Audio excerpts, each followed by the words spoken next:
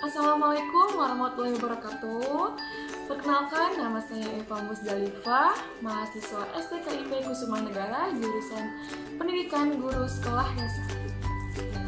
Di sini saya ingin menjelaskan materi tentang teori belajar behavioristik menurut pandangan Edward Thorndike. Sebelum membahas teori belajar menurut Thorndike, kita harus mengetahui lebih dulu apa itu teori belajar behavioristik. Teori belajar behavioristik adalah teori belajar yang mengedepankan perubahan perilaku peserta didik sebagai hasil proses pembelajaran. Terjadinya perubahan tingkah laku diakibatkan oleh adanya interaksi antara stimulus dan respon. Teori belajar ini berorientasi pada perilaku yang lebih baik. Menurut Thorndike, belajar adalah proses interaksi antara stimulus dan respon. Stimulus yaitu apa saja yang dapat merangsang terjadinya kegiatan belajar seperti pikiran, perasaan, atau hal-hal lain yang dapat ditangkap melalui alat indera. Sedangkan respon yaitu reaksi yang dimunculkan peserta didik ketika belajar yang juga dapat berupa pikiran, perasaan, atau gerakan atau tindakan. Teori ini sering juga disebut dengan teori trial dan error. Dalam teori ini, yang bisa menguasai hubungan stimulus dan respon sebanyak-banyaknya, maka dapat dikatakan orang ini merupakan orang yang berhasil dalam belajar. Nah, di sini juga ada ciri-ciri belajar menurut Thorndike. Adapun beberapa ciri-ciri belajar menurut Thorndike antara lain, yang pertama ada motif pendorong aktivitas, yang kedua ada berbagai respon terhadap sesuatu. Yang ketiga, ada eliminasi respon-respon yang gagal atau salah. Yang keempat, ada kemajuan reaksi-reaksi mencapai tujuan dan penelitiannya itu. Selain ciri-ciri, di sini juga ada hukum-hukum yang digunakan Edward Thorndike menyatakan bahwa belajar pada hewan maupun manusia berlangsung berdasarkan 3 macam hukum pokok belajar, yaitu yang pertama, hukum kesiapan, bisa juga disebut law of readiness.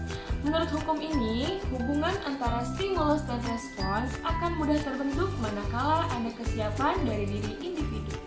Yang kedua, hukum latihan atau law of exercise. Hukum ini menjelaskan kemungkinan kuat dan lemahnya hubungan antara stimulus dan respons. Yang ketiga, hukum efek atau bisa disebut juga law of effect. Hukum ini menunjukkan pada kuat atau lemahnya hubungan antara stimulus dan respons tergantung pada akibat yang ditimbulkannya. Yang keempat, hukum sikap atau bisa disebut juga dengan law of attitude, yaitu hubungan stimulus respons yang cenderung diperkuat bila akibatnya menyenangkan dan sebaliknya cenderung diperlemah jika akibatnya tidak memuaskan. Selanjutnya, ada juga keunggulan-keunggulan teori belajar menurut Edward Thorndike. Yang pertama, teori ini sering juga disebut dengan teori trial dan error. Dalam teori ini, orang bisa menguasai hubungan stimulus dan respon sebanyak-banyaknya, sehingga orang akan terbiasa berpikir dan terbiasa mengembangkan pikirannya.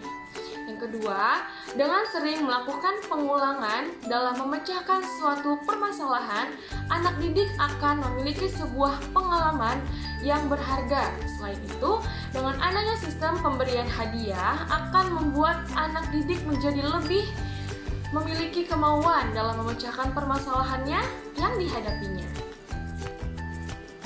Selain keunggulan, di sini juga terdapat kelemahan-kelemahan teori belajar menurut Edward Thorndike. Yang pertama, terlalu memandang manusia sebagai mekanisme dan otomatisme belaka disamakan dengan hewan, meskipun banyak tingkah laku manusia yang otomatis. Tetapi tidak selalu bahwa tingkah laku manusia itu dapat dipengaruhi secara trial dan error. Trial dan error tidak berlaku mutlak bagi manusia. Yang kedua, mereka memandang belajar hanya merupakan asosiasi belaka antara stimulus dan respon, sehingga yang dipentingkan dalam belajar ialah memperkuat asosiasi tersebut dengan latihan-latihan atau ulangan-ulangan yang terus-menerus. Yang ketiga, karena belajar berlangsung secara mekanistis, maka pengertian tidak dipandangnya sebagai suatu yang pokok dalam belajar. Mereka mengabaikan pengertian sebagai unsur yang pokok dalam belajar. Sekian penjelasan saya tentang teori belajar behavioristik menurut Edward Thorndike. Semoga bermanfaat untuk kita semua. Terima kasih. Wassalamualaikum warahmatullahi wabarakatuh.